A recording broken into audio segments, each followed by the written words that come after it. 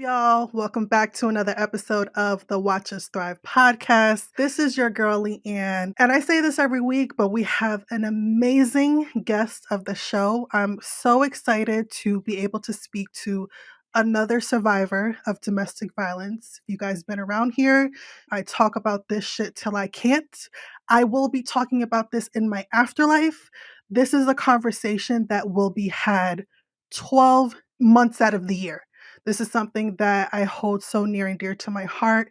And anytime that I'm able to connect with other survivors, to hear their story, to share what they've gone through and who they are today, I mean, that's the purpose of the Watch Us Thrive podcast, right? So, welcome, Erica. Thank you so much for being here today. Thank you for having me. I'm excited to relate to people. Yes, and I'm so glad that me and you connected because of Instagram. I'm not really sure how the algorithm brought us together, but it did for a reason. And we had such a dope live on your Instagram that we're going to link in the show notes because she is a podcaster too, y'all. Her and her sister. Shout out to Nicole. And we had such an amazing conversation during that live. And I loved that you came to me and you were like, I want to share my story. And I was like, yes, this is why I have this platform because it just empowers so many people who haven't found the strength within themselves to talk about it publicly. And for you to want to come on and share your story, which is a little bit different because you still deal with this person to this day of being in an abusive relationship. Like, first of all, before we get started, I just want to commend you. I see your strength, I see your bravery, and I'm just so fucking proud of you for finding it within yourself to be like, nah, I'm gonna talk about it. So kudos to you, sis. Thank you. Appreciate it. It just felt very authentic talking to you when we talked on our podcast, Easy, which hasn't felt like that in a long time. I don't really know too many people who've gone through similarities as myself, especially still dealing with it. So it was nice to have like a very authentic conversation. And I'm ready to open up and relate to other people and have people relate to me and try to figure out how to maneuver. That's something that, like, I cannot relate to because I don't have to continue dealing with my ex-boyfriend who was abusive, which I'm very grateful for. But for you to still have to deal with this person, we're going to get into that a little bit later. This is something that so many women experience. And for you to bring it to the forefront and put it in people's faces, it's a conversation that needs to be had.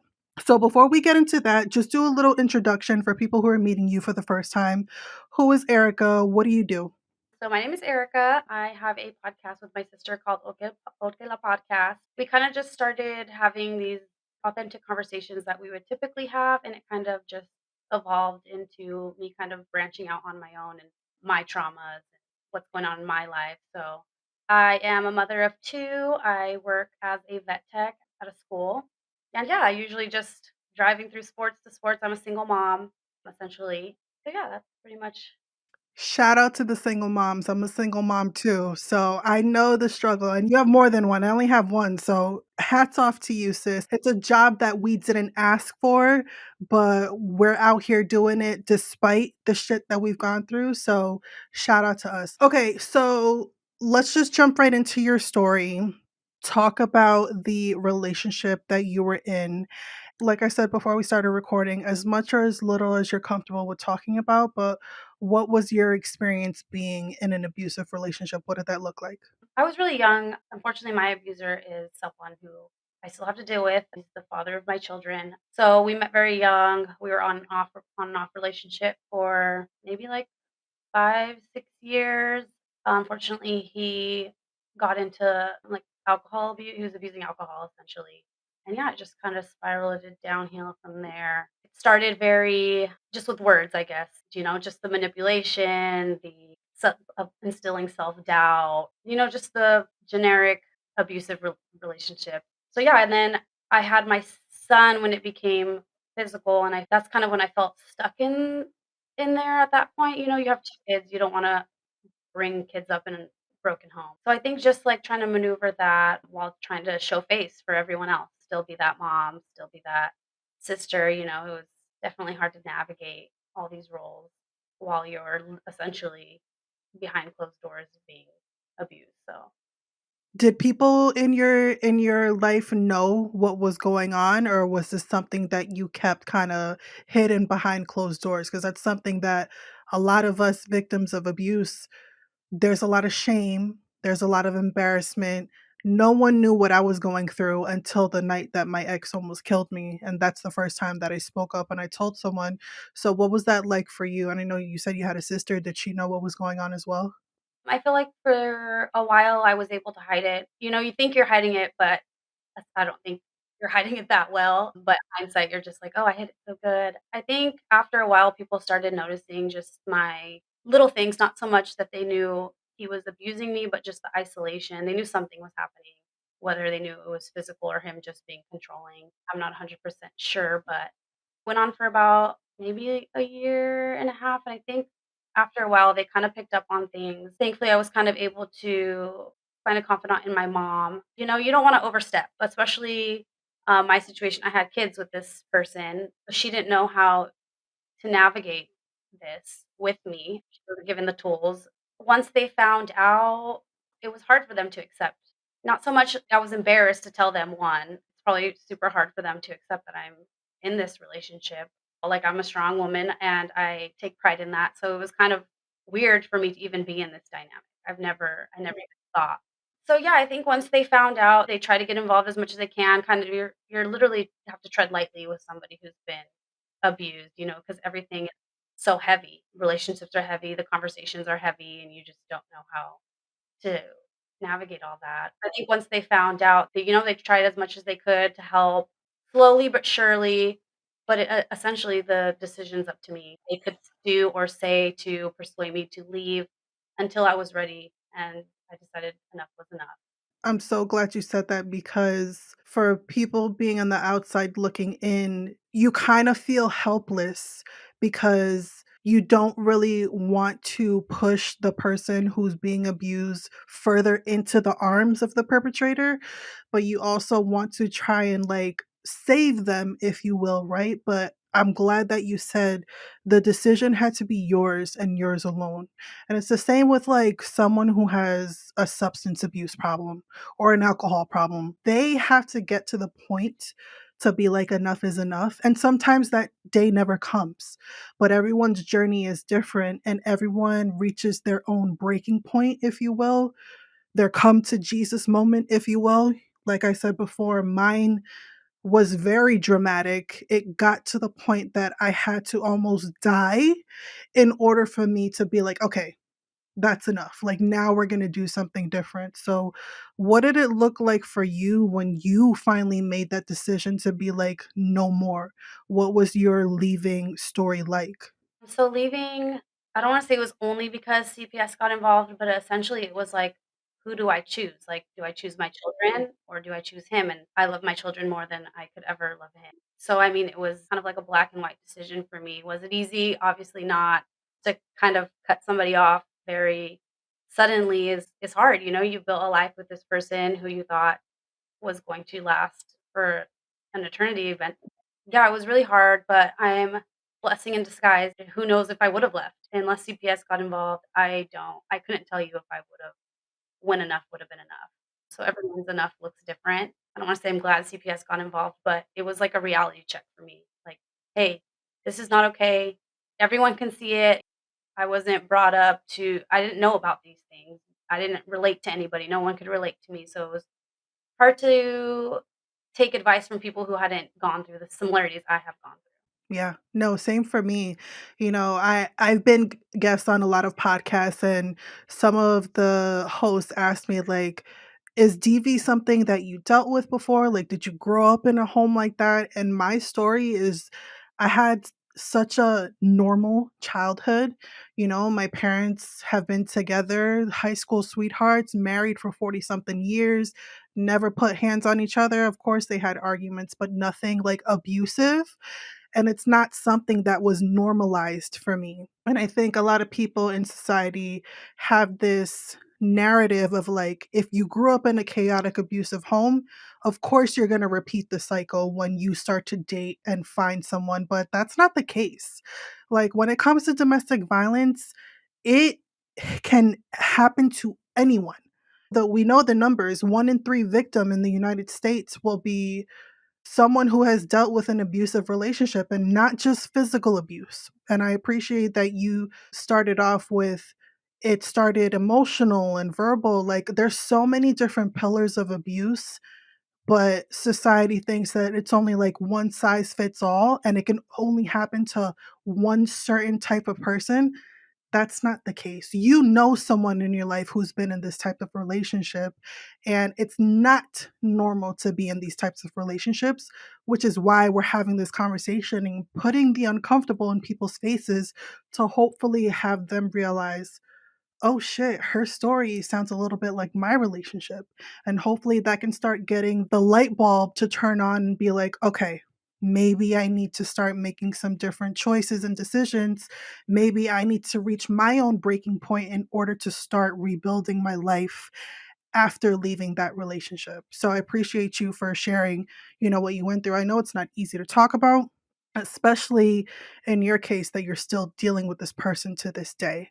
Yeah, I do have to tread a little lightly just because I do have children and, like I mean, my children I'm not ashamed of what happened to me because it wasn't my fault, and I will forever want to advocate for people, and just so my daughter knows, like, these things are not normal. These things are not you being a victim isn't anything to do with you.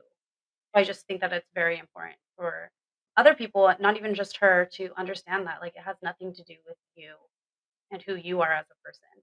Yeah, for sure. Absolutely. So now I want to focus more so on the healing aspect after these relationships that we're in. When you filled out the application, you talked about doing EMDR therapy, and that's something that I've heard about. I haven't done it myself, but I know that's something that a lot of survivors of abuse do when it comes to the healing process. So, what is that for people who don't have no idea what that is, and how did it help you in your own process of healing from the trauma that you've gone through? Essentially, I wanted to speak about this. I am going to therapy but just because of the constant drama of co-parenting, I haven't really been able to go down that direction yet with my therapist, unfortunately. So I'm not that 100% educated on it, so I might not be 100% talking. I thought I'd be more educated by now, but I apologize for that. No, no, no, it's good. So talk a little bit about what the healing has looked like for you and also like still dealing with this person. What has that journey looked like as well? Yeah, so I haven't been in this relationship for more than 6 years. Navigating co-parenting is a whole different ball game. Creating boundaries has always been a hard thing for me, which is probably why I got into the situation I was in. So having to try to create these boundaries was hard. It was something I wasn't used to. And so, I mean, co-parenting has been on and off. It's not easy, I can tell you that much. It's just, having to see this person who did so much harm to you and just like literally completely changed your life essentially is very, very hard to co-parent with. But I give myself a lot of grace. I had to learn patience, a lot of patience, boundaries, not feed into the negativity essentially, just because it is always gonna be negative on his aspect. And I've just therapy, healing with therapy has been a huge help for me, talking about it. That is, like, literally the tip of the iceberg, just, like, even mentioning it or your story at all, like, you're just like, "Dang, I really went through this." Like, speaking it out loud, it makes it so much more real. So I'm able to just, like, keep it in, like, for the past 4 or 5 years. But I think my healing process started once I started speaking about it. And what made you want to publicly talk about it? Because it's one thing to speak in a safe space, like with your therapist or with people who are close to you that you have a relationship with, but it's another animal when you decide to put it out there for the world to hear. What was it for you that made you get to the point that you were like, it's time for me to talk about my story, it's time for me to share it? I think just the wanting to help others, wanting to not only myself relate to other people, but have people be able to relate to me. There's so many people that you would never think went through the same thing you would. So I want to be a voice. Back in the day when I was going through it, I don't think this was even a thing. When you look up domestic violence, there was no podcast, no TikTok, nothing really on it except, like, statistics and very minimal information or very minimal people who I could relate to, so I just wanna be that for somebody. Just a friendly face saying, like, "We you can get through this, like, it's not an easy journey, but here we are, you know? There's 2 of Yeah. us here, and we're thriving." So Yeah. it is possible, you know, Yes. like, it's not gonna define you, it's not your story. There's so much more in life than just being a domestic violence victim. Absolutely, 100%. I couldn't agree with you more. I think there is such a healing power when we talk about the shit that we've gone through, and when other people who haven't found the strength within themselves to talk about it publicly. And I'm not saying that, like, you need to start a podcast, right? But journaling is something that is so therapeutic, and I think it's very cliche, like, we hear it a lot when it comes to personal development and healing, like, journal out your feelings, and but honestly, like you said before, when you say it out loud, when you put it down on paper, when you see the reality of the situation for what it is, that is when you have the opportunity, if you choose to start working on how to heal from it.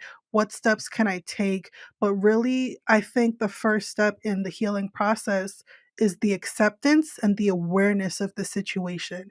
This is what it is. This is my reality. Now, what steps am I going to take in order to start healing from it?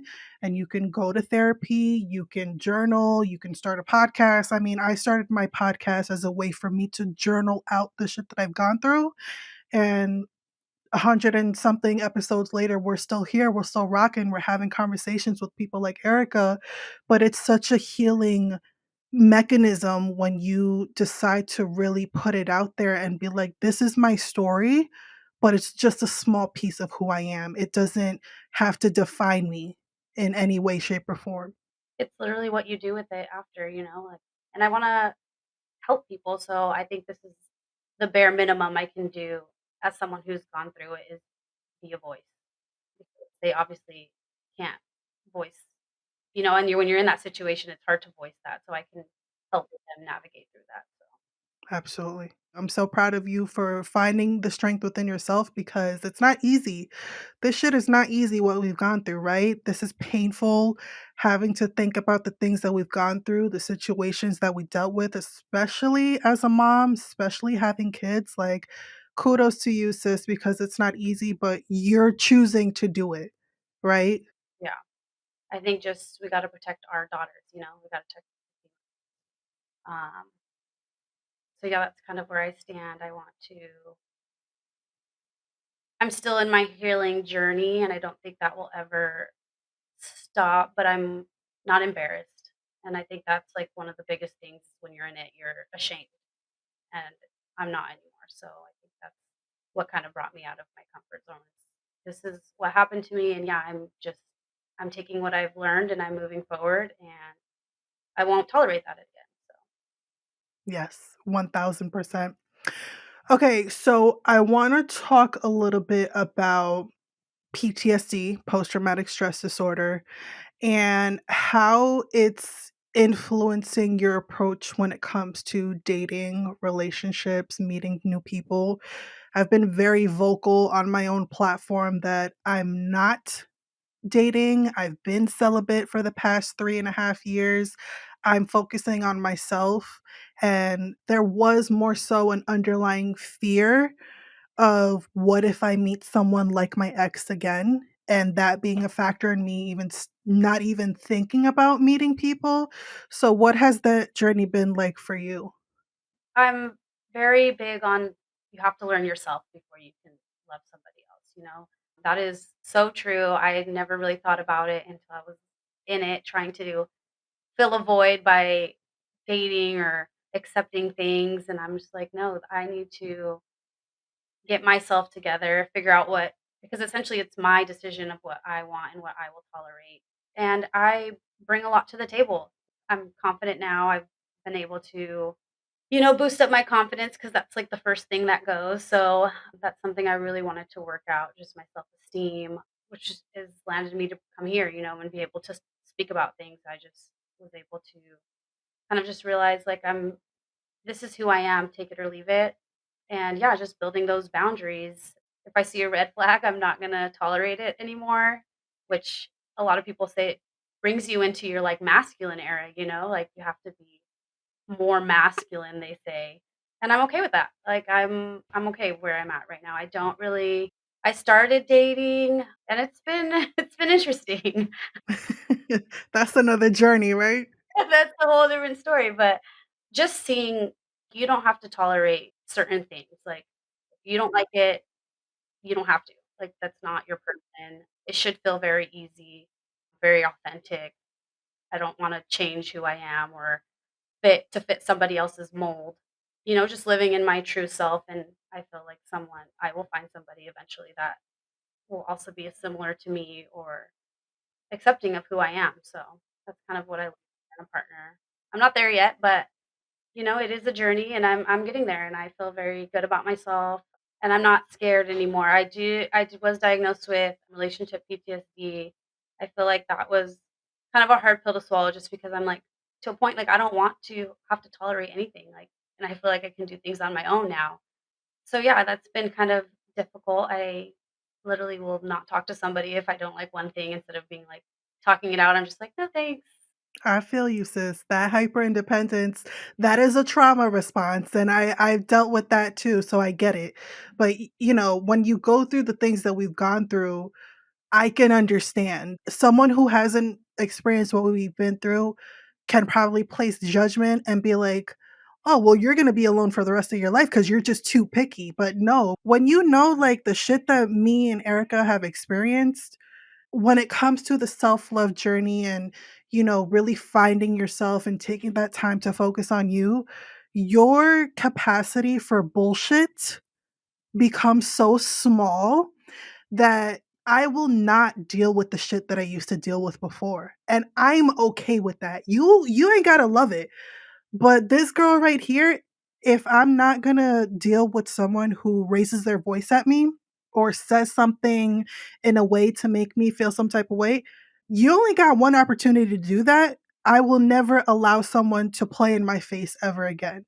And if that means cutting that off right then and there, then it is what it is because you don't know what I've been through. And I know that I will no longer be the person to ignore the red flags when I saw them in the beginning because the red flags with my ex were waving left and right, but I was making the conscious choice to be like, nah, it's okay. And look at where that landed me. So we're not going down that road again. And I think that's okay. Yeah, and I'm not here to fix people. Like, I want you to be who you are, and I just want us to kind of gravitate towards each other off of authenticity. So that's kind of where I'm at with that part of life.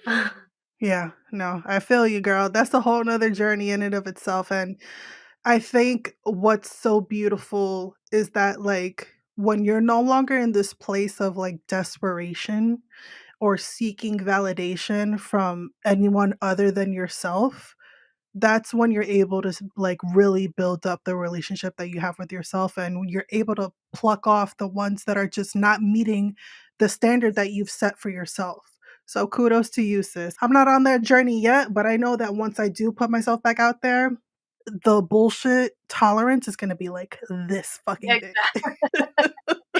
Exactly. So let me ask you, being the woman that you are, everything that you've gone through, say someone is listening or watching and they're in a abusive relationship right now, but they're kind of scared to leave. They don't know if they want to start over. What is a piece of advice that you would tell someone who is where you were? I would think like trust your intuition. If you think it's bad, it's bad. Again, they how we went back to when you know. I just feel like yeah, trust your gut. Like I know it's not always going to be rainbows and relationships aren't always rainbows and butterflies, but you should never be to the point where you are thinking less of yourself or just like having that self-doubt. I think that is the biggest red flag they can give you. They show you who they are. So just believe them. The first time, like Maya Angelou says. I know it's harder easier said than done, obviously. But yeah, a woman's intuition is everything. So I think we need to embrace that more, and I just think that's in general with life, like, if it feels wrong, it is wrong. Absolutely. I mean, my intuition is what saved my life. You know, when I decided to listen to that voice in the back of my head, it told me, you better get the fuck out right now. You're not going to make it out. And I decided to listen. And that was really the start of my own healing. And I'm proud. I'm proud of that woman who I was back then. Even though she didn't love herself, even though she dealt with a lot of shit, I'm so proud of the growth that has come from the pain that I've gone through, and that can be you too. I know it's not easy. Like you said, it's not rainbows and butterflies. I say this shit all the time. This healing journey is fucking ghetto. It is ugly. It is uncomfortable. But if you really commit to doing the work that we talk about so much, you can come out on the other side of it.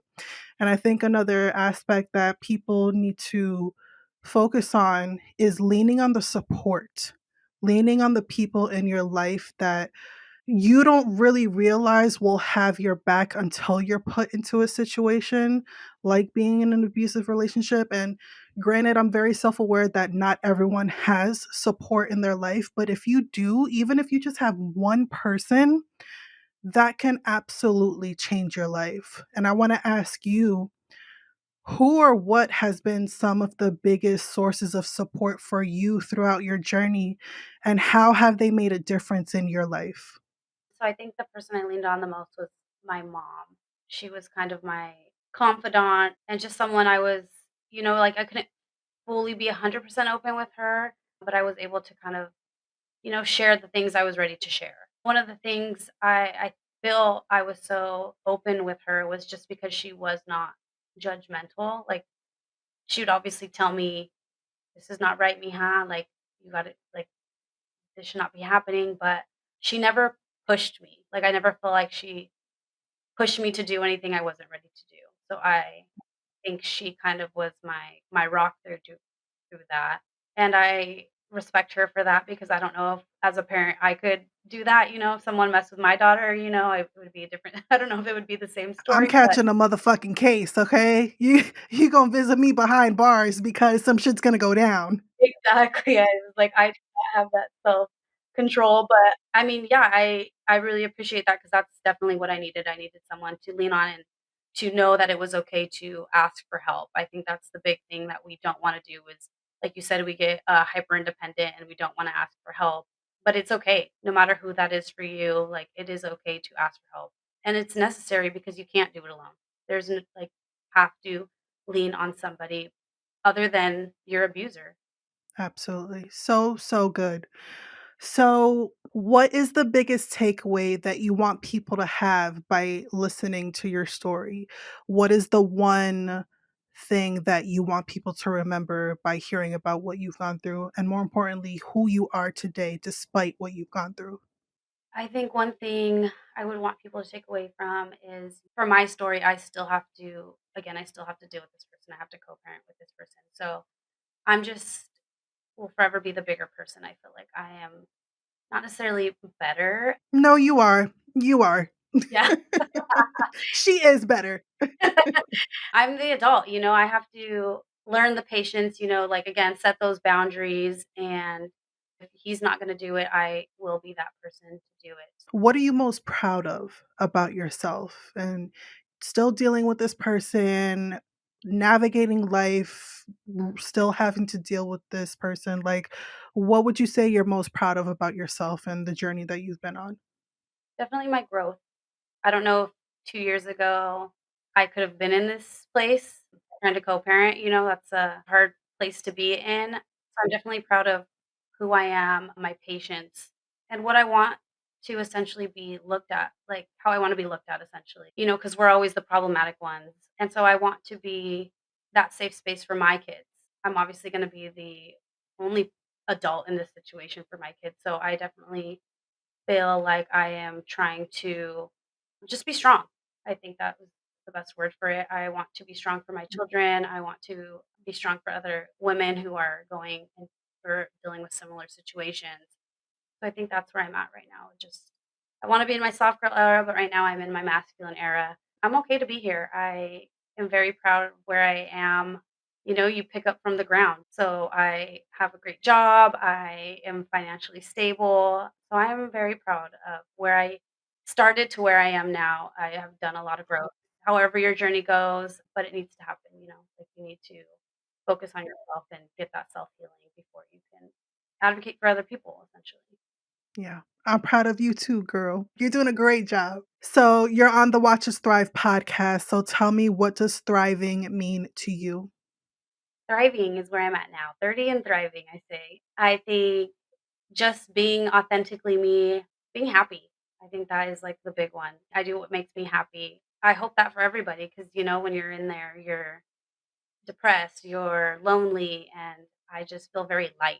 I don't have to essentially listen to anybody. I can make my own path. I can do what I want. I do what I like. I don't have to hide who I am. So I think just to be happy was like my main goal. And I feel like I'm getting there. You know, I'm definitely not where I used to be. So Yeah, and that's it's very much giving growth, right? And, like we said before, this journey, there's ups and downs, there's great days and not so great days, but that's the beauty of doing the work and really healing yourself despite what you've gone through. And I just want to say thank you so much for coming on to share your story. I'm so fucking proud of you. I know people are going to want to know more about you, follow your podcast, so plug that in, how we can support you, and any last words you want to leave the people with. yeah, so you can always look us up on Instagram. We're Oquela Podcast. Again, me and my sister just talking about everyday shit. And I think just yeah, just embrace who you are. You don't have to hide who you are from anybody. Be authentically you is very important. And the people who are supposed to be there will gravitate towards And that's all motherfucking period. Okay? you. Yeah. Thank you, my love. I appreciate you so much. I'm going to leave all her info in the show notes for you guys to check it out. And until next time, this is the Watch Us Thrive podcast. Keep glowing, growing, and thriving.